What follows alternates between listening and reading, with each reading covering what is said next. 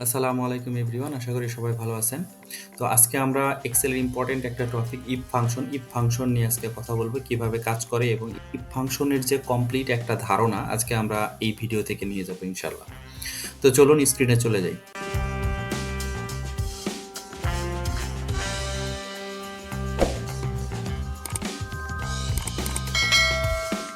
তো আমরা স্ক্রিনে চলে আসলাম। তো তো প্রথমে শুরু করার আগে আমি একটু ডিটেলস ধারণা আপনাদের ইফ ফাংশন সম্পর্কে দিয়ে দিই।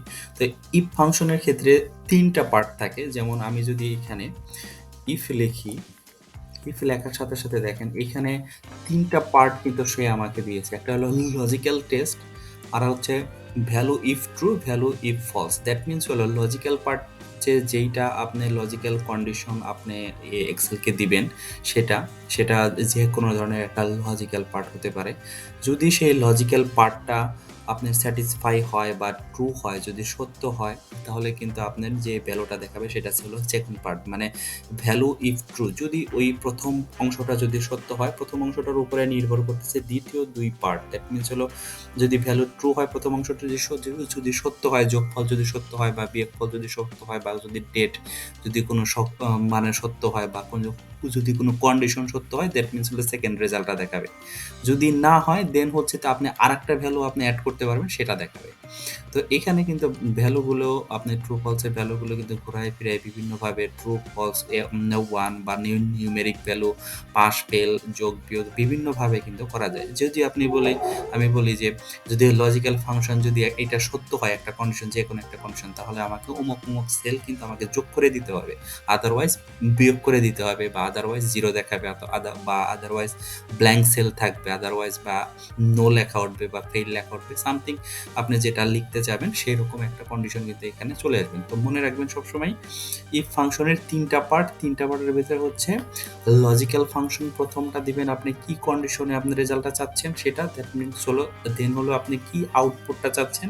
দ্যাট মিনস যদি ওই আউটপুটটা না আসে, যদি লজিক্যাল ফাংশনটা ঠিক না হয়, তাহলে কন্ডিশনে আদারওয়াইজ আপনি কি রেজাল্টটা চাচ্ছেন সেটা।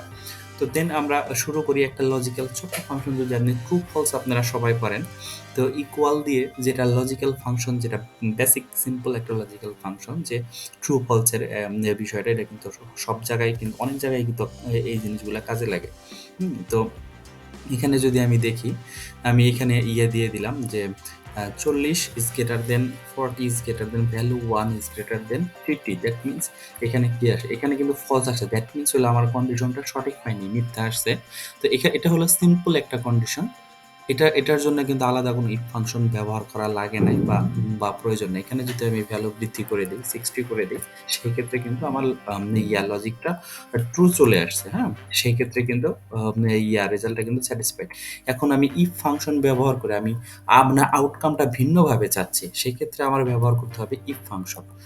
ইফ দিয়ে দিলাম, ইফ দিয়ে লজিক্যাল ফাংশন এখন আমি দিব, যদি ভ্যালু ওয়ান যদি ভ্যালু টুর চাইতে বড় হয়, সেই ক্ষেত্রে আমাকে রেজাল্ট দেখাবে ওয়ান, এখানে নিউমেরিক ভ্যালু।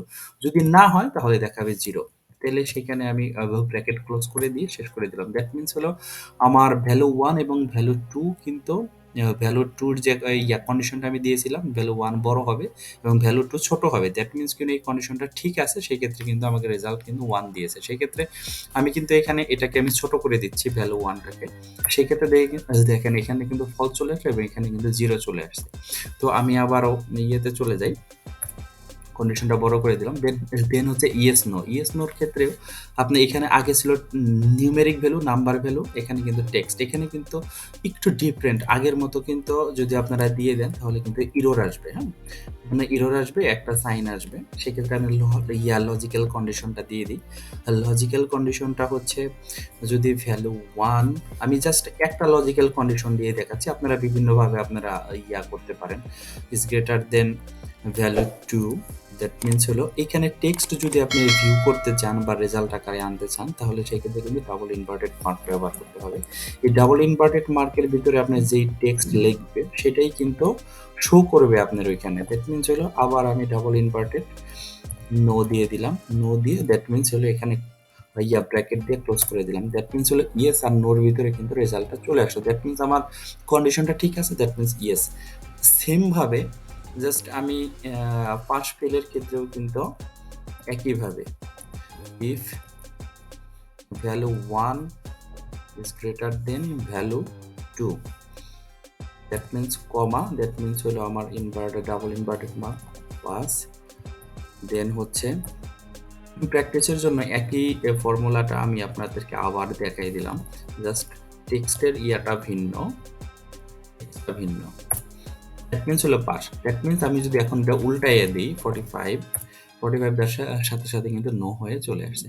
তো এখন আমি যদি কন্ডিশনটা আরেকটু মানে আরেকটু কমপ্লিকেটেড করার চেষ্টা করি, দেন হলো ইকুয়াল ইফ, মানে আমি দুইটা সেলকে আবার যোগ করে রেজাল্ট দিতে বলবো।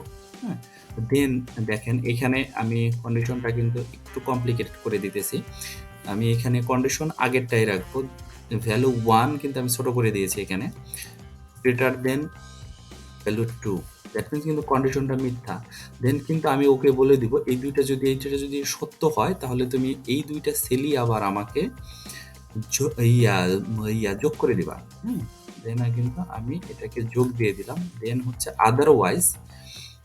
আদারওয়াইজ কিন্তু ব্ল্যাঙ্ক সেল থাকবে, আমি এভাবে দিব। আমি নতুন একটা কন্ডিশন, তাহলে শুধুমাত্র ইনভার্টেড কমা দিয়ে ইনভার্টেড মার্ক দিয়ে জাস্ট ব্র্যাকেটটা ক্লোজ করে শেষ করে দিবেন। দ্যাট মিনস হলো আপনি ব্ল্যাঙ্ক, মানে সেল কিন্তু আমি লাস্ট যে অপশনাল অপশনটা ছিল মানে ভ্যালু ফলসের যে অপশন, সেখানে কিন্তু ইনভার্টেড মার্ক দিয়ে দিচ্ছি যেহেতু দুইবার, দ্যাট মিনস হলো ব্ল্যাঙ্ক সেল থাকবে। আমি যদি ওইখানে 0 দিতাম বা রং রং ক্যালকুলেশন যা লিখতাম ওইখানে কিন্তু সেটাই চলে আসতো। দ্যাট মিনস এখন যদি আমি এটাকে 60 করে দিই, দ্যাট মিনস দেখেন কিন্তু রেজাল্ট কিন্তু চলে আসছে 110। দ্যাট মিনস বাকি কন্ডিশনগুলো কিন্তু সঠিকভাবে এখানে কাজ করে ফেলছে। দেন আমি আরেকটু মানে কমপ্লিকেটেড চাচ্ছি, সেই ক্ষেত্রে রেজাল্ট শিট যখন তৈরি করেন বা রেজাল্টের গ্রেডিং যখন করেন তখন কিন্তু এই জিনিসগুলো কাজে লাগে। একটু কমপ্লিকেটেড মানে মোর দেন ওয়ান কন্ডিশন কিন্তু এখানে কাজ করতে থাকে। জাস্ট আমি মোর দেন ওয়ান, আমি একটা কন্ডিশনের ভিতরেই এই আজকের যে কন্ডিশন সেই কন্ডিশনের ভিতরে রেখে ওই কন্ডিশনটার ভিতরেই আমি একটু কমপ্লিকেসি তৈরি করে দিব। তো দেখি রেজাল্টটা কি আসে। আমি এখানে 5 মার্ক হিসেবে কিন্তু এখানে একটা জাস্ট মার্কশিট উঠায় রাখছি 3টা সাবজেক্টের, ম্যাথ, ইংলিশ, বাংলা। তো এখানে 3 জন স্টুডেন্টের নাম দিয়েছি, কিছু মার্ক হিসেবে এক্সাম্পল হিসেবে দিয়েছে। সেক্ষেত্রে দেখেন এইখানে 5 মার্ক কিন্তু আমি এখানে মেনশন করে দিয়েছি 170। যদি এদের টোটাল ভ্যালু, টোটাল সাবজেক্টের ভ্যালু যদি স্কোর যদি আমার 170-এর উপরে হয়, দ্যাট মিনস তাকে পাস দেখাবে। 170 না, 170-এর উপরে। 170 যদি আপনারা দেন is greater than or equal এভাবে কিন্তু দিতে হবে, is less than or equal, is greater than or equal এভাবে যদি দেন তাহলে 170-এর ক্ষেত্রেও কিন্তু পাস দেখাবে। বাট ইজ গ্রেটার দেন যদি আমি 70-এর বেশি, দ্যাট মিনস হলে 171 থেকে শুরু হবে। দ্যাট মিনস আমি শুরু করি এখানে, যদি পায় কেউ তাহলে সেটাকে পাস দেখাবে, আদারওয়াইজ ফেল। ওকে, আমি কন্ডিশনটা দেখাচ্ছি। তো শুরু হোক।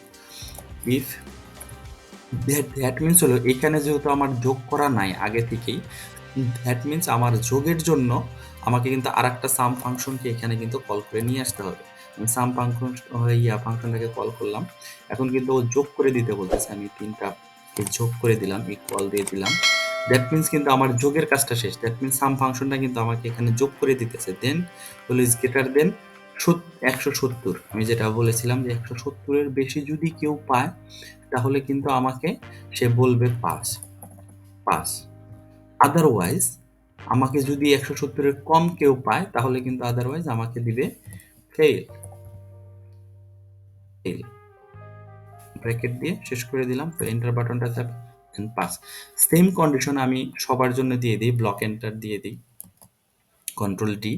দেখেন এখানে কিন্তু ফেল দিয়েছে। দ্যাট মিনস এইখানে কিন্তু যোগফল আমার যেটা আসছে এখানে দেখতে পাচ্ছেন আপনারা 160 কিন্তু আমার কন্ডিশনে নাই, এখানে কিন্তু আবার পাস চলে আসছে। এখানে কিন্তু দেখেন 175 ও পেয়েছে টোটাল স্কোরিং, সেক্ষেত্রে কিন্তু এখানে ঠিকই কিন্তু পাস দিয়ে গিয়েছে। এভাবে কিন্তু আপনারা বিভিন্ন ধরনের বিদ্যুৎ বিলের ল্যাবস বা বিভিন্ন ধরনের সেলসের কন্ডিশন কিন্তু আপনারা এখানে এভাবে কিন্তু বের করতে পারেন যে আপনার এইটুকু যে 100% অ্যাসিভ হওয়ার সাথে সাথে 10% ইনসেন্টিভ বা এইগুলো কিন্তু আপনারা সহজেই ইফ ফাংশন দিয়ে কিন্তু আপনারা কাজটা করে ফেলতে পারেন। তো এই ছিল হচ্ছে ইফ ফাংশনের কমপ্লিট একটা ধারণা। ইফ ফাংশন দিয়ে বিভিন্ন ধরনের কাজ করা যায়। আমরা আগামী ভিডিওগুলোতে দেখব কি ধরনের ফর্মুলা তৈরি করা যায়। বাট এটা হচ্ছে কমপ্লিট একটা ধারণা। ১ম এ মনেই রাখবেন সবসময় লজিক্যাল পার্ট, ভ্যালু ট্রু এবং ভ্যালু ফলস। এই ৩ টা পার্ট যদি আপনি বুঝে থাকেন তাহলে ইফ ফাংশন নিয়ে আপনার জটিলতা হওয়ার কোনো কারণ আমি দেখতে পাচ্ছি না। তো ধন্যবাদ সবাইকে পুরো ভিডিওটি দেখার জন্য। যারা সাবস্ক্রাইব করেননি সাবস্ক্রাইব করে ফেলবেন। আরও অনেক ভিডিও দেওয়া আছে, আপনারা চাইলে দেখে আসতে পারেন, আমার চ্যানেলে ভিজিট করবেন। তো ভিজিট করে নতুন নতুন এক্সেলের ট্রিক্স অ্যান্ড টিপস আপনারা শিখে আরও দক্ষ হয়ে উঠবেন। ভালো থাকবেন সবাই, সুস্থ থাকবেন, আল্লাহ হাফেজ।